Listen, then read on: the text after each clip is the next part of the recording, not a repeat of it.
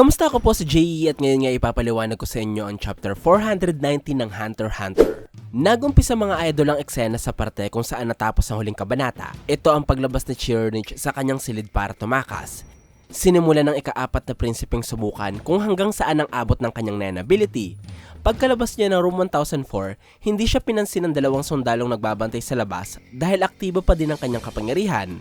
Tumingin siya sa silid at nakita niya na walang mga sundalo sa Room 1002. Naisip ni Cheernich na baka nakakulong si Camila sa Tier 2 o di kaya ay patay na ito kaya walang nagbabantay doon.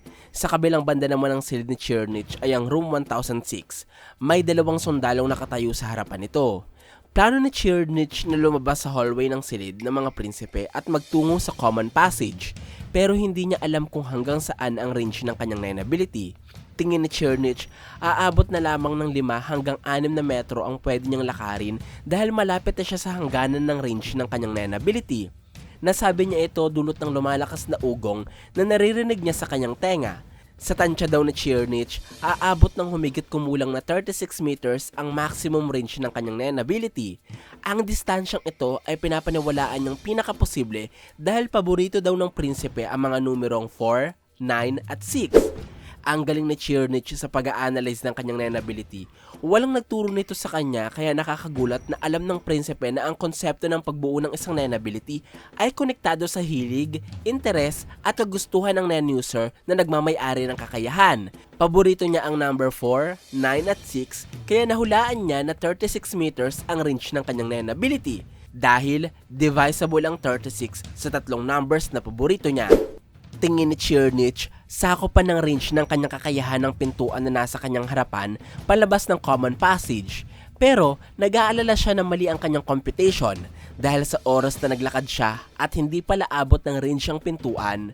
Makikita na siya ng dalawang sundalo sa kanyang likuran at posibleng paulanan siya ng bala ng mga ito. Kung ganito daw ang mangyayari, babaguhin ni Cheernich ang activation point ng kanyang Nen ability sa pamamagitan ng pag-activate ulit nito. Pero kung sakali namang abot pa sa labas ng pintuan ng kanyang range, sa common passage niya i-activate ng kanyang Nen ability. Naglakad si Cheernich papalapit sa pintuan patungong common passage at habang ginagawa ito, napansin siya ng dalawang sundalong nagbabantay sa Room 1006. Ang rason nito ay dahil hindi abot ng range ng Nen ability ni Cheernich ang pwesto ng dalawang sundalo kaya hindi sila naaapektuhan ng ilusyon na likha ng prinsipe. Napuna ng dalawang sundalo na may dalang mga armas ang lalaking patungo sa pintuan pero dahil hindi gumagalaw ang Royal Army na nasa tapat ng Room 1004, inisip nila na bahagi ang nakabalat kayong si Cheernich ng isang lihim na operasyon kaya ayaw nilang makailam para hindi sila mapagalitan. Ang hindi nila alam, hindi talaga magre-react ang mga sundalong nasa Room 1004 kay Cheernich dahil hindi nila ito nakikita. Napansin din ni Cheernich na dahil nakikita siya ng dalawang sundalo, nakumpirma niyang nasa 36 meters ang range ng kanyang Nen ability at ang mga taong nasa labas nga ng radius ay hindi apektado ng ilusyong likha niya. Ayon pa sa prinsipe, kapag lumabas siya sa range ng kanyang Nen ability o pinihinto ang paggamit ng Zetsu, magaganap na parang normal ang lahat. Pero kung mananatili siya sa Zetsu at sa range ng kanyang Nen ability, pwede niyang silipin ng paulit-ulit ang 10 segundo ng hinaharap. Pero kailangan niya pa ding mag-ingat dahil limitado lamang din daw ang battery na meron ng kanyang Nen Beast. Sa paniniwala ng prinsipe, magagamit niya ng 1 oras ang abilidad kada 23 hours na hindi siya naka-Zetsu. Kaya kailangan niya daw makarating sa kanyang destinasyon sa loob lamang ng 30 minuto. Binanggit din ng kabanatang ito mga idol ang pangalan ng Nen ability na ginagamit ni Cheernich. Ito ang Laplace Demon. Ang pangalang ito mga idol ay tawag sa isang nilalang na may napakatalinong pag-iisip kaya alam nito ang lahat ng nangyayari sa mundo kahit ang mga pangyayaring magaganap pa lamang sa hinaharap. Halos ganito ang description ng kapangyarihan ni Cheernich kaya siguro Laplace Demon ang napili niyang pangalan ng abilidad. Lumabas si Cheernich gamit ang pintuan ng common passage at biglang nawala ang tunog na nanggaling sa kanyang Nen ability. Nangangahulugan na lumagpas na siya sa boundary ng kanyang kakayahan. Huminto na ang kanyang abilidad at nakikita na siya ng mga taong nasa kanyang paligid. Pinagtinginan si Cheernich ng mga nagulat na sundalo ng common passage at kahit din ang ika-4 na prinsipe ay nabigla dahil sa dami ng nakahilerang sundalo sa hallway. Dahil din huminto na si Chirnich sa paggamit ng kanyang Nen ability, nangyari na o naganap na ang mga bagay na ginawa niya habang nakazetsu kanina. Halimbawa dito ang pag-iwan niya sa pintuan ng room 1004 na nakabukas. Kaya nakabukas na din ito matapos mahinto ang kanyang kakayahan. Narinig din ng dalawang sundalong nagbabantay sa harapan ng room 1004 ang pagsasara ng pinto kahit wala namang gumagalaw sa pintuan. Matapos ang tunog ng pinto, sunod na narinig ng dalawang sundalo ang putok ng mga baril. Dahil matapos ma-deactivate ang kanyang Nen ability, pinagbabaril ng ika-4 na prinsipe ang mga sundalo sa common passage.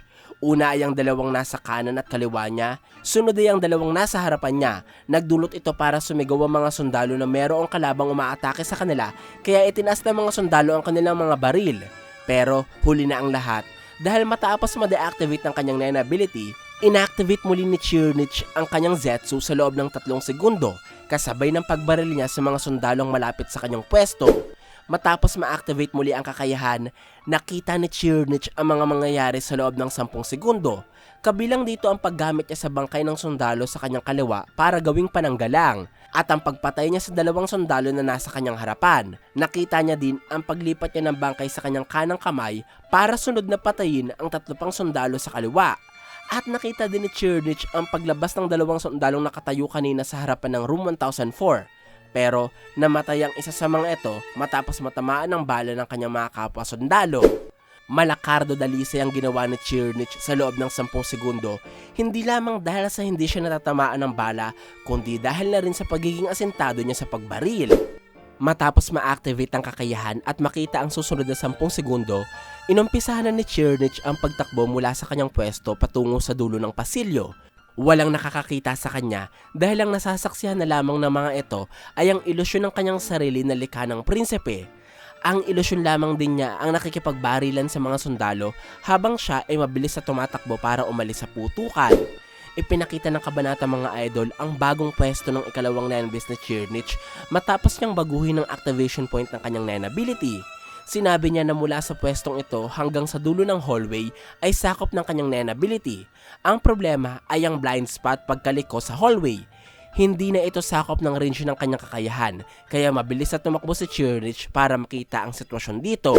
6 na segundo matapos i-activate ang kanyang Nen ability, nakarating si Chirnich sa dulo ng pasilyo. Nakita niya na may 5 sundalong nagtatago sa pader. Iniiwasan ng mga itong matamaan ng mga balang pinapakawalan ng mga kapwa nila sundalo. Hindi din siya nakikita ng 5 sundalong ito dahil sakop pa sila ng range ng abilidad ng prinsipe. Pero ang dalawang nagbabantay sa pintuan palabas ng common passage ay hindi naabot ng epekto ng kanyang Nen ability, kaya siguradong nakikita siya ng mga ito. Ganun pa man, nakakatiyak daw si Chirnich na maguguluhan ng mga sundalong ito sa nangyayari, kaya hindi siya basta-basta pupuputukan ng dalawa. Nagkakagulo pa rin ng mga sundalo habang nakikipagbarilan ng mga ito sa ilusyon ni Chirnich, kaya sinamantala ng prinsipe ang pagkakataon para subukan ng kanyang Nen ability. Gusto niyang malaman kung anong mangyayari kapag ang isang taong wala sa ilalim ng epekto ng kanyang kapangyarihan ay pumasok sa loob ng range ng kanyang Nen ability. Mapapasa ilalim ba ang mga ito sa ilusyon na likha ng kanyang Nen ability? 8 segundo na nakakalipas matapos i-activate ng kanyang Nen ability, kinawayan ni Chirnich ang isa sa mga sundalo na nagbabantay sa pintuan palabas ng common passage at tinawag niya ito para lumapit. Nagtaka ang dalawang sundalo, habang ang mga sundalo naman sa likuran ni Chirnich ay nagkakagulo pa din. Sinabi ng isa sa kanila na bumagsak na daw ang target sa sahig, pero patuloy pa din itong bumabaril. Ibig sabihin nito mga idol, namatay si Chirnich sa mga sumunod na pangyayari matapos ang unang 10 segundo na nakita niya sa kanyang vision. At mamamatay talaga siya kung hindi siya tumakbo papalayo habang nakazetsu. Ayon sa prinsipe, pwede niya ulit pahintuin ang kanyang Zetsu at i-reactivate ang kanyang kakayahan para mawala ang ilusyong iniwan niyang nakikipagbarilan sa mga sundalo. Pero gusto muna niyang subukan ng kanyang Nen ability. Lumapit ang isa sa mga sundalo kay Chirnich at pumasok sa range ng kanyang kakayahan.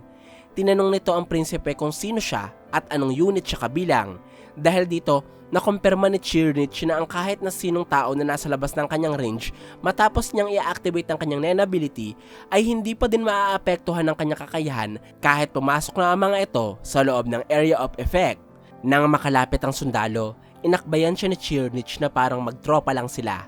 At sinabi niya dito ang isang gawa-gawang kwento na meron daw traidor sa Royal Army kaya inuubos nila ang mga ito sa ngayon. Dulot ng sitwasyon, humingi ng tulong si Chernich sa sundalong kausap niya para malaman kung sino pa ang mga traidor na sundalo, kaya inutusan niya itong magtungo sa silid ng ibang mga prinsipe at binigyan niya ito ng instructions kung paano makikilala ang mga traidor. Walang pagdududang naniwala ang sundalo sa mga pinagsasabi ng kausap niya, kaya umalis na ito para hanapin ang mga rebelding sundalo na gawa-gawa lamang ni Chernich. Matapos ang pag-uusap ng dalawa, sumigaw ang isa sa mga sundalong nakikipagbarilan sa ilusyong likha ni Chernich. Sinabi ng mga ito na patay na ang kanilang kalaban. Narinig ito ni Chernich, kaya sinabi niya na kailangan niyang magmadali dahil kapag hindi daw siya lumabas sa range ng kanyang ability o hindi niya din-activate ang kakayahan, makakalapit ang mga sundalo sa ilusyong likha niya. Matatanggal ng mga ito ang maskarang suot ng ilusyon at mabibistong siya, ang ika-4 na prinsipe, ang kanilang nakaengkwentro. Tinawag ni Chernich ang isa pang sundalo na nagbabantay sa pintuan palabas at pinagawa niya din dito ang utos na sinabi niya sa kanyang kasama. Pero imbes na papuntahin ito sa silid ng mga prinsipe, inutusan ni Chernich na magtungo ito sa labas ng common passage. Samantala, ang mga sundalo namang nakikipagbarilan kanina ay itinihaya ang nakahandusay na katawan ng ilusyon ni Chernich. Aalisin na sana nila ang maskara nito, pero agad na lumabas si Chernich sa sakop ng kanyang range, nagdulot para mahinto ang abilidad at mawala ang kanyang ilusyon sa harapan ng mga sundalo. Nagulat ang mga ito sa biglang paglalaho ng bangkay sa kanilang harapan, habang si Chernich ay lumabas na sa lugar at binaril mula sa likuran ang sundalong kanyang inutusan kanina. Narinig ng mga sundalo ang putukan sa labas, kaya kahit hindi pa nila nasasagot ng katanungan kung bakit biglang nawala ang bangkay ng salarin sa naganap na kaguluhan, nagtungo agad sila sa pintuan palabas. Sunod-sunod ang narinig nilang pagpapalitan ng bala. Walang makalabas sa kanila dahil baka madamay sila sa kaguluhan. Pero noong nanahimik na ang paligid, sabay-sabay na lumabas ang mga sundalo sa pintuan at nakita nila ang nakakagulat na eksena. Nagkandamatay ang karamihan sa mga sundalo dahil sa tama ng bala. Tinanong ng isa sa mga sundalo kung anong nangyari sa kanila. Sumagot ang kabaro niya sa pagpapaliwanag na pinagbabaril nila ang isang taong nagpaulan ng bala sa kanilang lahat. Pero bigla na lamang itong naglaho. Sumang-ayon sa kanya ang kapwa sundalo dahil ganito din daw ang nangyari sa kanila. Kaya inutusan niya ang lahat na hanapin ang kriminal at huwag itong hayaang makalapit sa hari. Kinuwestiyon ng isa sa kanila kung paano nila hahanapin ang isang kalabang hindi nila nakikita. Pero iginiit ng sundalo na maghanap na lamang ang lahat dahil maaaring gumagamit ng kanilang kalaban ng hallucinogenic gas, isang light-bending suit o makabagong teknolohiya. Dulot nito, kailangan daw nilang gumamit ng gas mask o thermal scope sa paghahanap sa salarin. Ang mga sundalong ito, idol, ay walang ideya sa Nen. Siguro kung nag-iwan man lamang si Benjamin ng kahit isa niyang pinagkakatiwalaang sundalo na marunong gumamit ng kapangyarihan, baka mas magiging malinaw ang nangyari at makakagawa sila ng paraan upang pigilan ang inakala nilang patay ng si Chernich. Nagawa ni Chernich na makalabas sa area kung nasaan ang silid ng mga prinsipe at inoobserbahan niya ang ginagawang pagkilos ng mga sundalo. Tumpak ang kanyang hula na ipaprioritize ng mga sundalo ang kaligtasan ng hari. Pagkilos, nasasamantalahin ni Chernich para magtungo sa entertainment area at tumakas patungo sa Tier 2 gamit ng connecting passage. Ayon sa prinsipe, tingin niya ay kailangan niya muling gamitin ang kanyang abilidad sa ruta patungong entertainment section at sunod nito ay sa ruta naman malapit sa connecting passage. Sa kasamaang palad, bago pa man siya makarating sa entertainment section, isang anunsyo ang narinig sa buong Tier 1. Ayon dito, may nangyari daw na malaking kaguluhan, kaya ang buong Tier 1 ay kailangang isarado. Pinagbabawalan din daw ang kahit na anong klaseng pagkilos sa Tier 1. Kaya hintayin na lamang daw ng mga pasahero ang susunod na instructions ng Royal Army. Ang Tier 1, mga idol, ay isang dambuhalang barko na napapaligiran ng isang malawak na deposito ng tubig.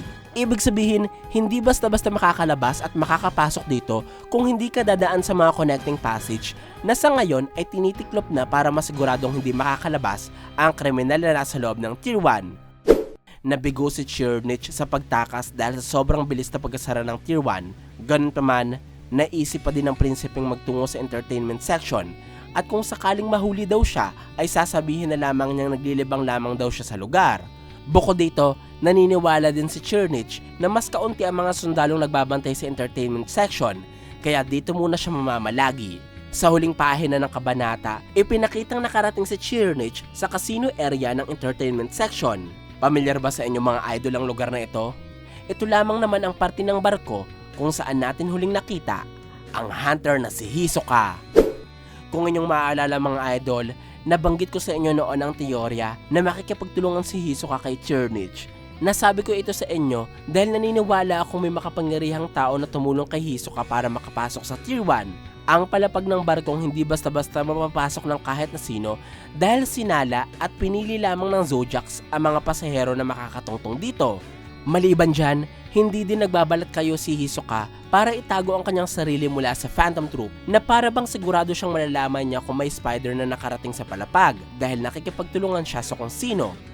At higit sa lahat, naniniwala ako may makapangyarihang taong kaalyansa si Hisoka sa Tier 1 dahil may nagpaalam sa hunter na ang malakas na bugso ng aura na nararamdaman niya ay resulta ng 9 ability ng isa sa mga prinsipe ng Kakin at ng 9 beast nito.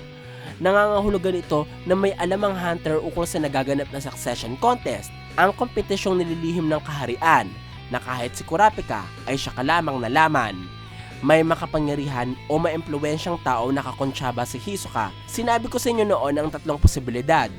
Una ay si Kurapika, pangalawa ay si Reina Uwito, at pangatlo nga ay si Chernich. Kung may reveal naman na hindi ang ika-4 na prinsipe ang nakikipagtulungan kay Hisoka, naniniwala pa din ako na magkukrus ang landas ng dalawa sa mga susunod na kabanata dahil hindi ilalagay ni Togashi si Chernich sa lugar kung saan natin huling nakita si Hisoka kung wala itong kahulugan. Bukod doon, si Hisoka din ay palaging nadidikit sa number 4. Ang kanyang applicant number sa Hunter exam ay number 44. Ang kanyang numero bilang Peking Spider ay 4.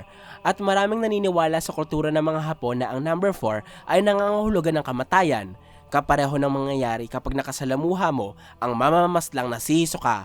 Ngayon naman, ang number 4 na makakonekta kay Hisoka ay ang ika-4 na prinsipe na si Chernich.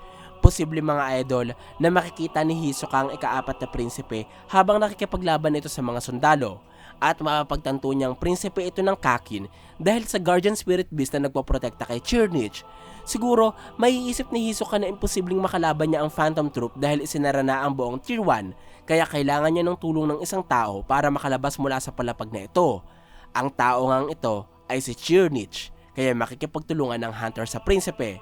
Maaari din naman mga idol na susubukan ng ika-4 na prinsipeng atakihin si Hisoka sa oras na makasalamuhan niya ito sa casino area. Pero ang hindi niya alam ay sobrang bilis ng reflexes ng hunter para mabiktima ng isang abilidad na kakalikha pa lamang. Dahil dito, hahanga si Chernich sa kakayahan ni Hisoka at makikipagtulungan siya dito. At higit sa lahat, posible din naman mga idol na kilala na Chernich si Hisoka bilang ang hunter ay sikat na kriminal sa Underworld, dating floor master ng Heaven's Arena at dating miyembro ng Phantom Troop. Kaya kapag nakita niya ito sa casino, aalokin niya agad ang hunter ng isang alyansa. Nakakapanabik malaman mga idol kung ano ang mangyayari kapag nagkita si Hisoka at Chernich. Dahil kapag nagkataon na nagkasama ang dalawang demonyong ito, tiyak na malaking kaguluhan ang idudulot nila hindi lamang sa ibang mga karakter, kundi pati na rin sa buong takbo ng kwento.